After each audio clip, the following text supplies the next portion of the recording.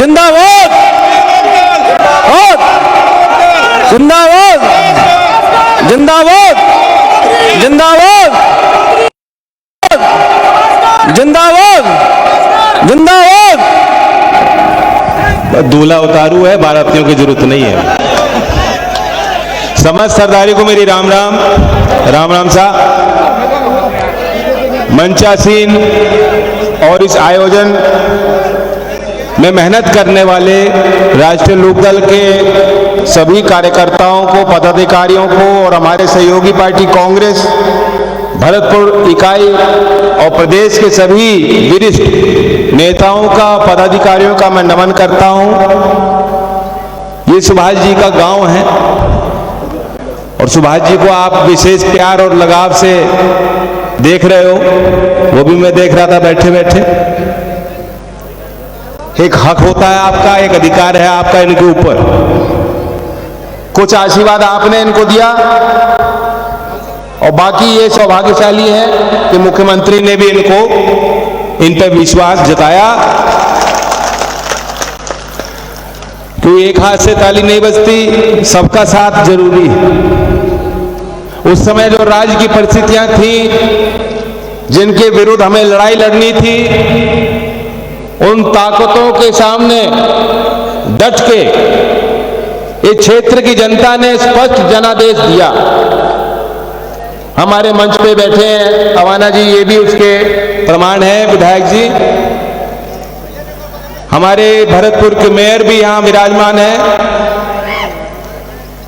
इस क्षेत्र के विकास के लिए जिम्मेदार लोग आज यहां आपके गांव में, पीपला गांव में उपस्थित हैं आपके बीच। लेकिन उद्देश्य कोई ये नहीं कि इस गांव का क्या विकास होगा, वो बात नहीं है। ये आज विषय कोई एक जाति का नहीं है, एक व्यक्ति का नहीं है, मुद्दा उससे बहुत बड़ा है। किसान पंचायत का नाम हमने लिया है।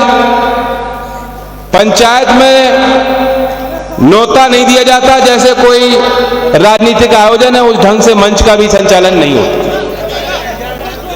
जिसने टीस महसूस करी, कोई बात नहीं साहब, ये आपकी बात पहुंचा रहे हैं। जिसको ये लगा कि हाँ किसान कमजोर पड़ रहे हैं, हमें अपने ताकत को दिखाना है, वे लोग यहां सम्मिलित हैं। इतनी बड़ी तादाद में यहां मेरी माता बहनें आई हैं, ये एक विशेष आशीर्वाद है मेरे लिए। मैं समझता हूं कि यहां की जनता ने कभी मेरे बाबा को देखा होगा,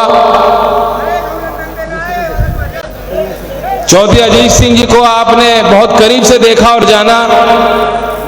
अभी उनके जन्मदिन हमने 12 तारीख को मनाया, 83 साल की उनकी उम्र हो चुकी।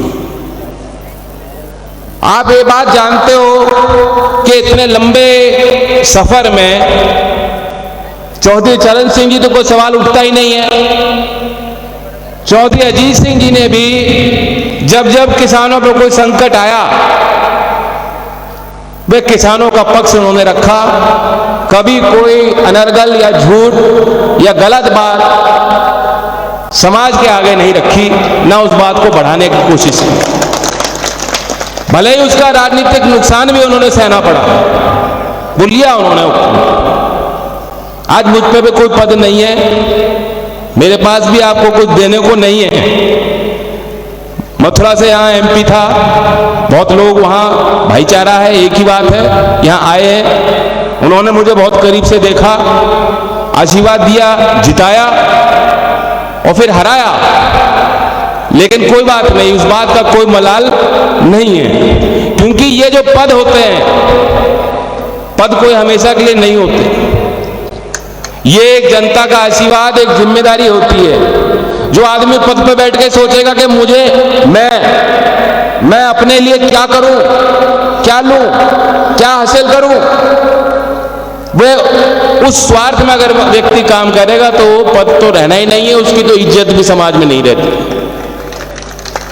लेकिन हम सबका दायित्व है, एक आम नागरिक का दायित्व है, जो कलम का इस्तेमाल करके सरकार से सवाल पूछते हैं वरिष्ठ नागरिक, पत्रकार, उनका दायित्व बनता है।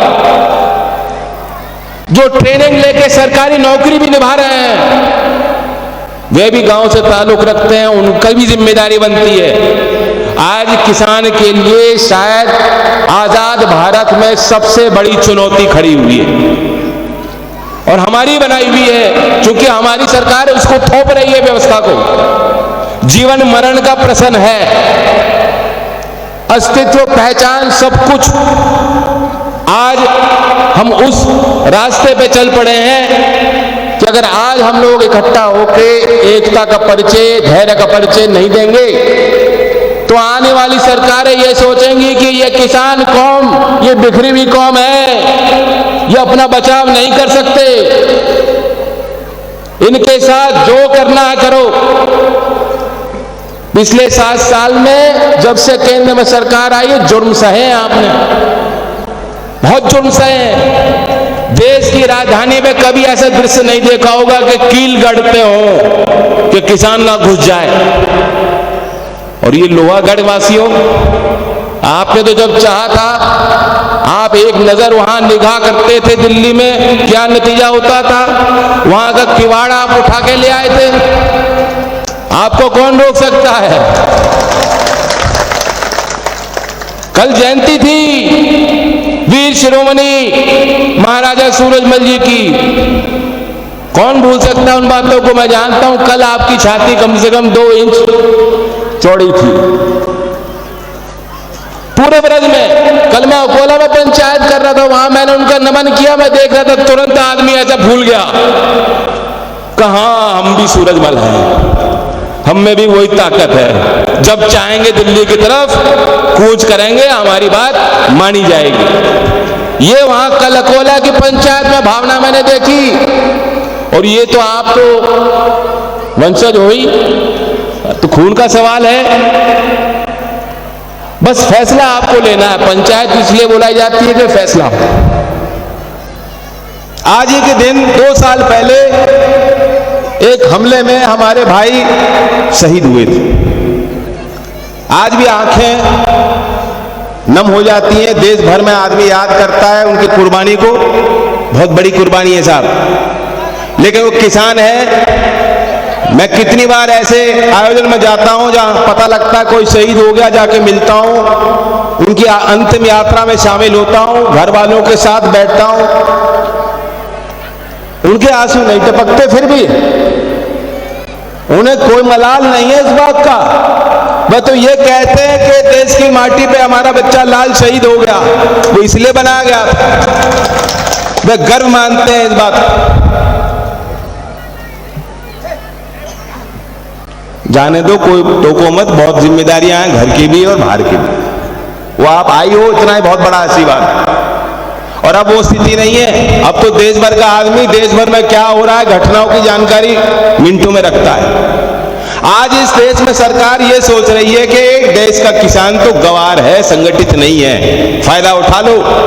आपदा में अवसर, आपदा का मतलब होता है जब बहुत बड़ी चुनौती हो, त्राही त्राही मच रही हो, मौतें हो रही हैं, संकट है, संकट की घड़ी में काम निकाल लो भैया। संकट में भी मुनाफे की बात करने वाला आदमी, कितना बड़ा दुर्भाग्य है। आज प्रधानमंत्री वो हैं, मैं उनकी 2 बात जो संसद में उन्होंने कही, मैं आपको याद दिलाना, ये बात आपको भूलनी नहीं है। चाहे जो मतभेद हो जाए आपस में, जब चुनाव आए, जब मौका आए, उन बातों को याद रखना कि उस तारीख में हमें मोदी जी ने क्या कहा था।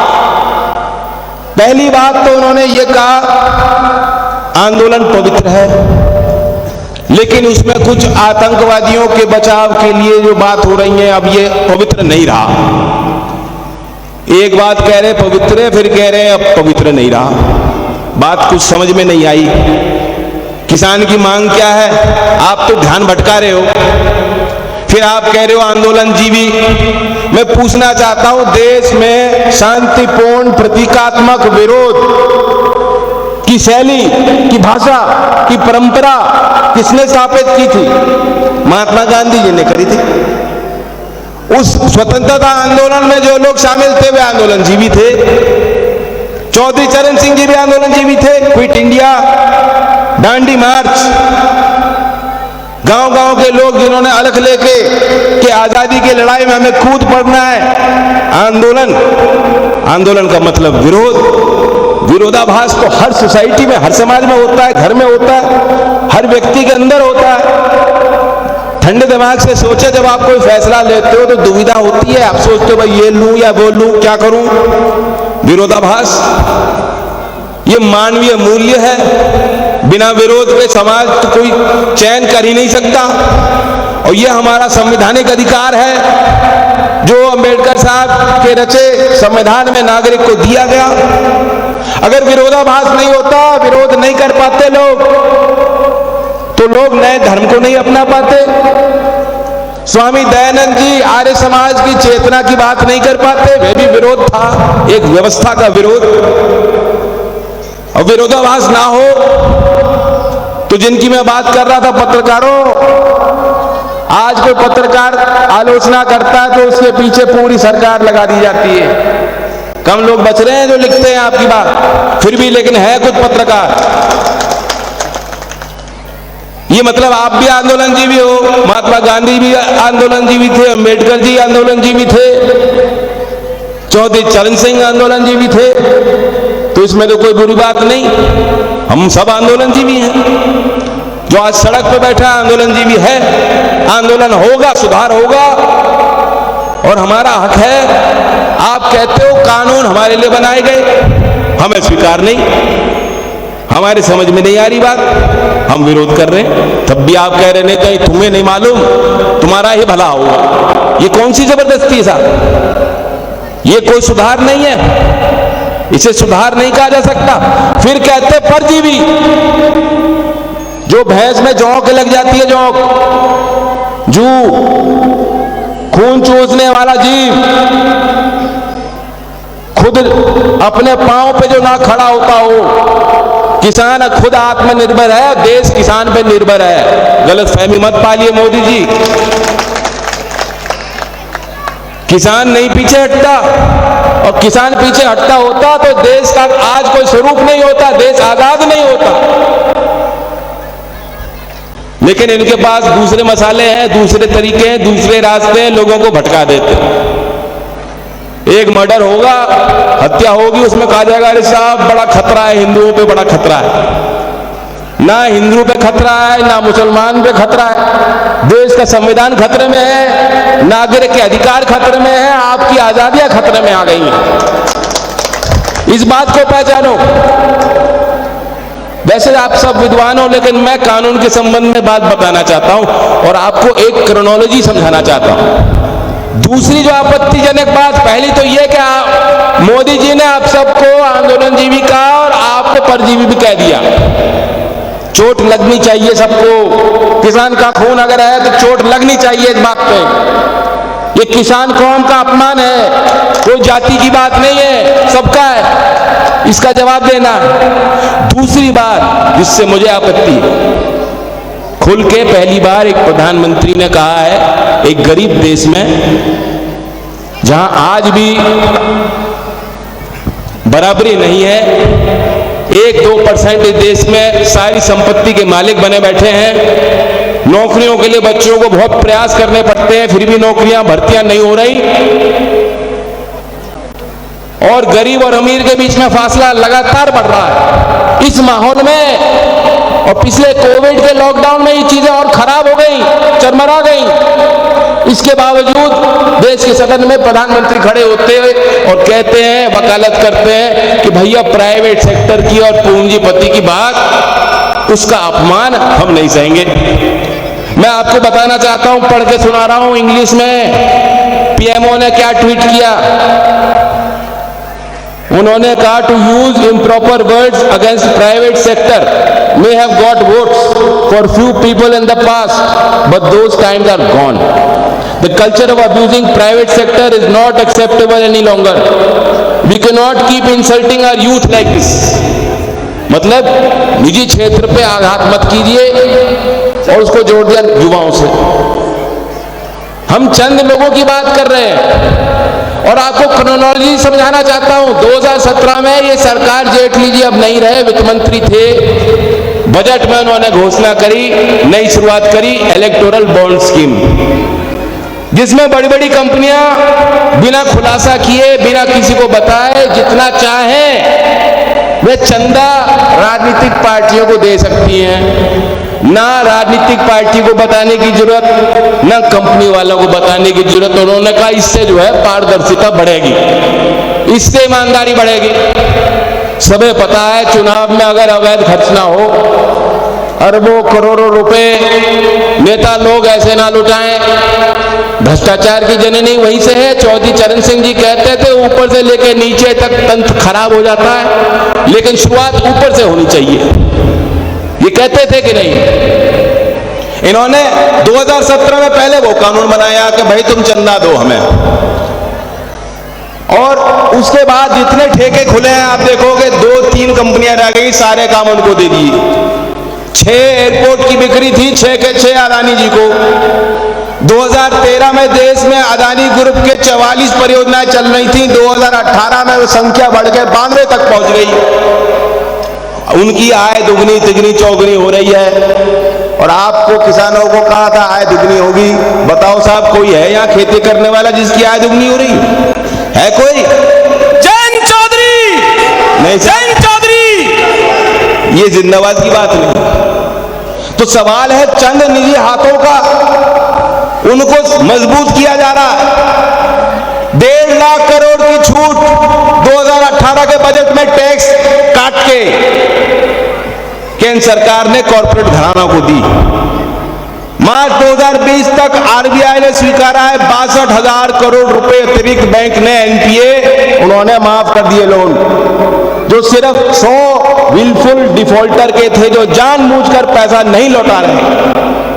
अभी मैं रास्ते में पढ़ रहा था, अलीगढ़ का एक किसान है, बिजली का बिल उससे नहीं दिया गया और उससे जो वसूली करने वहां अधिकारी पहुंचे, उन्होंने एक थप्पड़ मार दिया उसको, उसने आत्महत्या कर ली। ये है बात किसान की।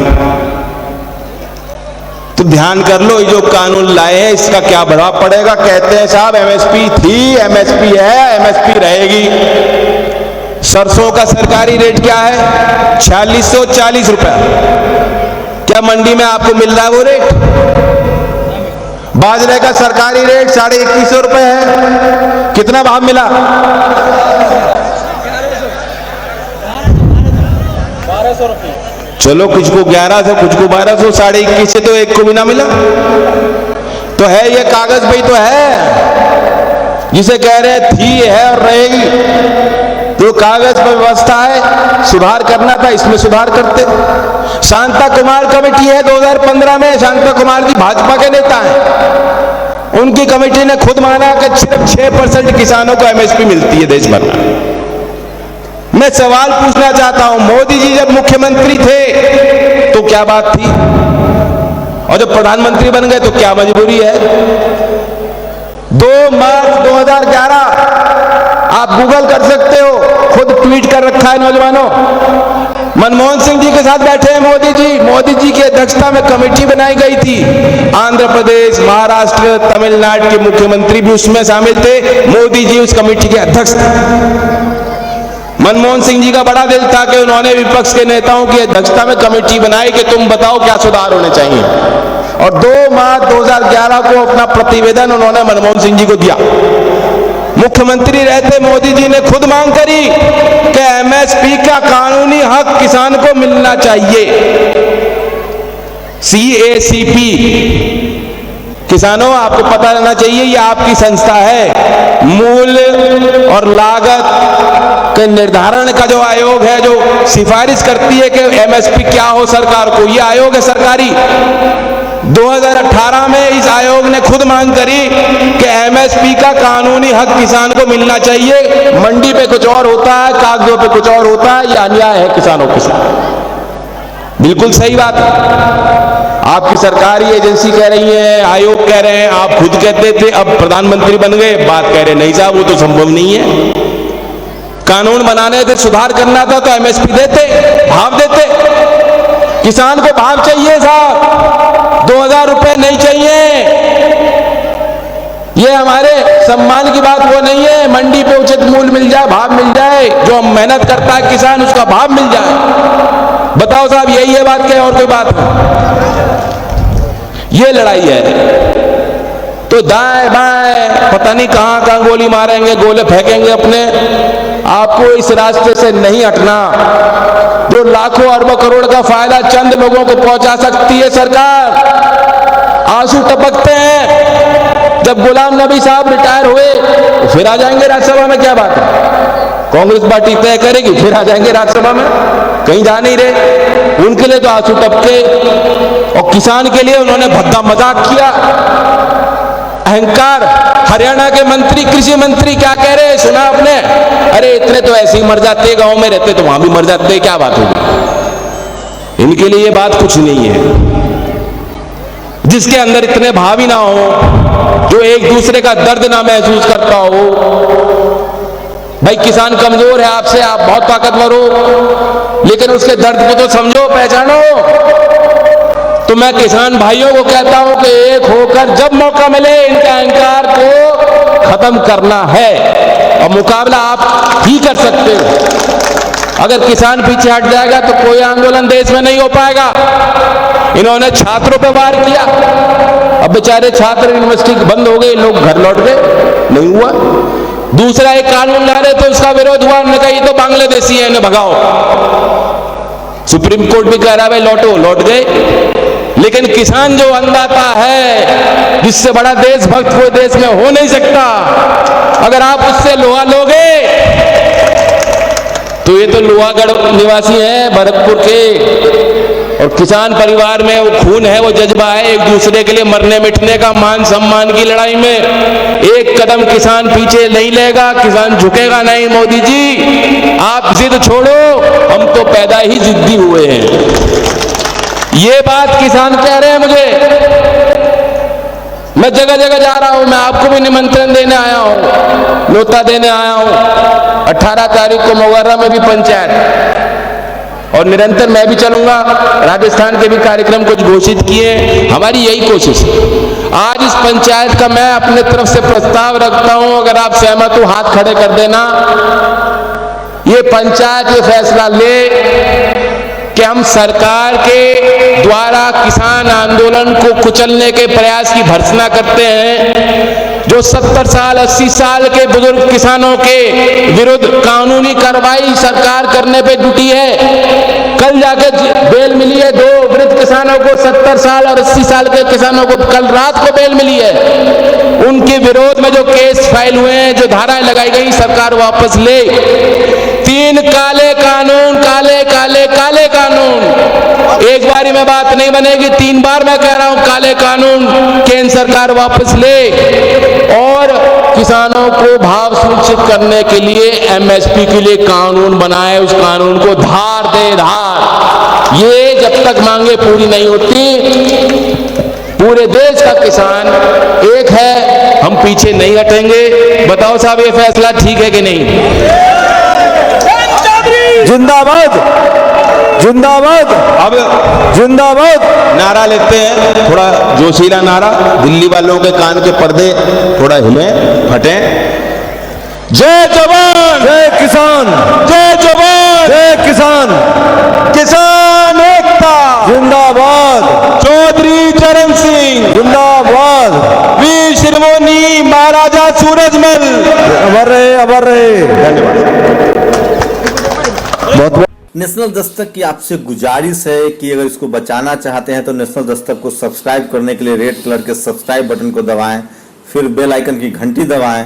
नेशनल दस्तक को बचाने के लिए बहुत जरूरी है कि हर खबर को शेयर करें, लाइक करें, कमेंट जरूर करें।